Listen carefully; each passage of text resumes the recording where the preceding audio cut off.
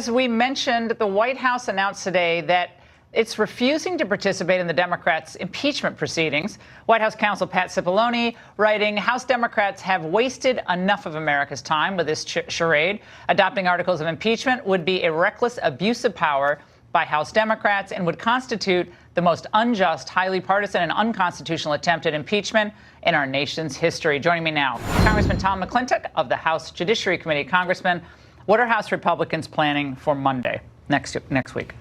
Just make the case. There is no evidence that supports the charges. And in my personal opinion, it's a good thing that the Biden's activities in the Ukraine be investigated. It's a good thing that the Ukrainian officials' interventions in the 2016 election get investigated. Well, on TV, when you watch, the other cables, it's a conspiracy theory.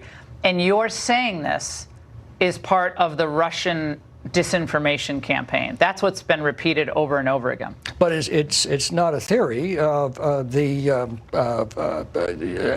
Chalupa, the DNC investigator, was involved deeply with the Ukrainian embassy. Nellie Orr, Fusion GPS, whose husband was the intermediary bringing the Steele dossier, the phony Steele dossier, into a criminal investigation, admitted in testimony, in sworn testimony, that she had gotten, that they had gotten some of the information from. But you see how they operate in the Democrat Party.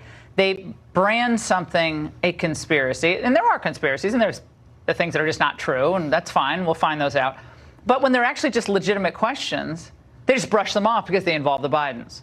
Well, exactly. It's a tactic. Yeah, and the Bidens and the Clinton administration and the Obama administration got away with a great many things that should have been. Now, you're a congressman from California. In a heartbreaking way, Orange County, which I remember the first time I went there in the 1980s, I thought I'd died and gone to heaven. Most beautiful place, still very beautiful, but it's now Democrat dominated, as is most of the state of California.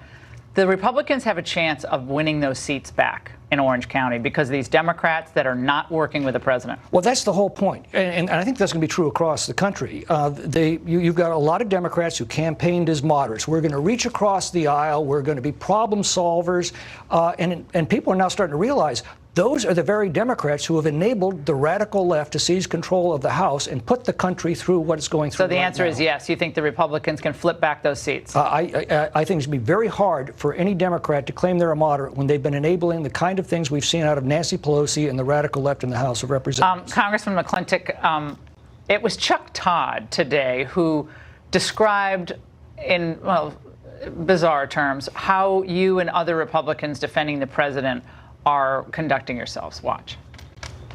As it turns out, it may not be the substance of their argument, but rather the repetition of it that matters.